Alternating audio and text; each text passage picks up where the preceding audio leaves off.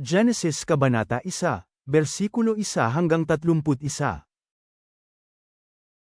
Nang pasimula, ay nilikha ng Diyos ang langit at ang lupa. At ang lupa ay walang anyo at walang laman, at ang kadiliman ay sama sa ibabaw ng kalaliman, at ang Espiritu ng Diyos ay sama sa ibabaw ng tubig. At sinabi ng Diyos, magkaroon ng liwanag, at nagkaroon ng liwanag. At nakita ng Diyos ang liwanag na mabuti, at inihiwalay ng Diyos ang liwanag sa kadiliman. At tinawag ng Diyos ang liwanag na araw, at tinawag niya ang kadiliman na gabi. At nagkahapon at nagkaumaga ang unang araw. At sinabi ng Diyos, magkaroon ng isang kalawakan sa gitna ng tubig. At mahiwalay ang tubig sa kapwa tubig. At ginawa ng Diyos ang kalawakan, at inihiwalay ang tubig na nasa ilalim ng kalawakan, sa tubig na nasa itaas ng kalawakan, at nagkagayon. At tinawag ng Diyos ang kalawakan na langit. At nagkahapon at nagkaumaga ang ikalawang araw. At sinabi ng Diyos, mapisan ang tubig na nasa silong ng langit sa isang dako. At lumitaw ang katuyuan, at nagkagayon. At tinawag ng Diyos ang katuyuan na lupa, at ang kapisanan ng tubig ay tinawag niyang mga dagat, at nakita ng Diyos na mabuti. At sinabi ng Diyos, sibulan ang lupa ng damo, pananim na nagkakabinhi, at punong kahoy na namumunga ayon sa kanyang pagkakahoy, na taglay ang kanyang binhi sa ibabaw ng lupa, at nagkagayon. At ang lupa ay sinibulan ng damo, pananim na nagkakabinhi, ayon sa kanyang pagkapananim, at ng punong kahoy na namumunga, na taglay ang kanyang binhi, ayon sa kanyang pagkakahoy, at nakita ng Diyos na mabuti. At nagkahapon at nagkaumaga ang ikatlong araw.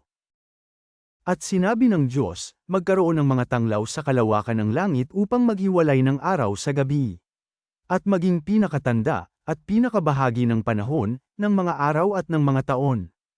At maging pinakatanglaw sa kalawakan ng langit, upang tumanglo sa ibabaw ng lupa, at nagkagayon.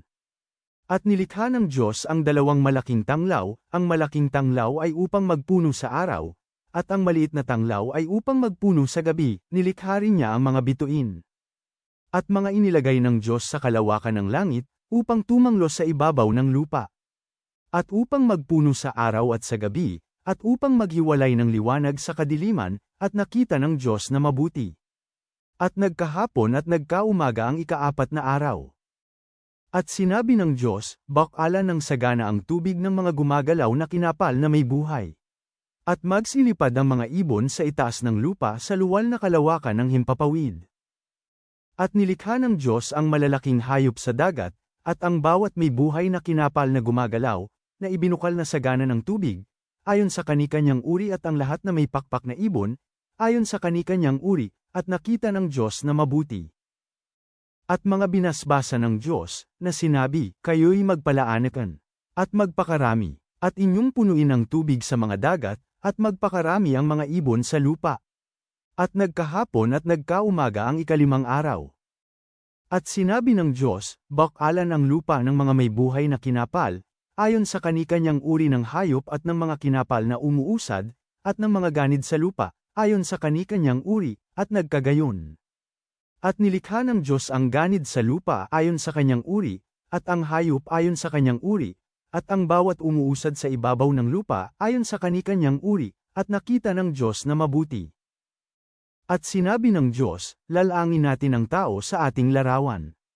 Ayon sa ating wangis, at magkaroon sila ng kapangyarihan sa mga isda sa dagat, at sa mga ibon sa himpapawid, at sa mga hayop, at sa buong lupa, at sa bawat umuusad, na nagsisiusad sa ibabaw ng lupa. At nilalang ng Diyos ang tao ayon sa kanyang sariling larawan, ayon sa larawan ng Diyos siya nilalang niya sila na lalaki at babae.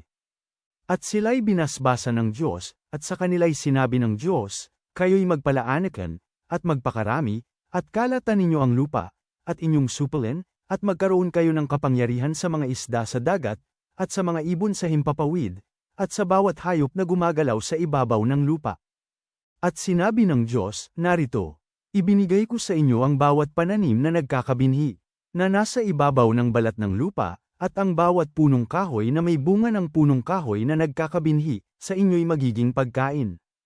At sa bawat hayop sa lupa, at sa bawat ibon sa himpapawid, At sa bawat nagsisiusad sa ibabaw ng lupa na may buhay ay ibinigay ko ang lahat na pananim na sariwa na pinakapagkain, at nagkagayon. At nakita ng Diyos ang lahat ng kanyang nilikha, at, narito, napakabuti. At nagkahapon at nagkaumaga ang ika-6 na araw.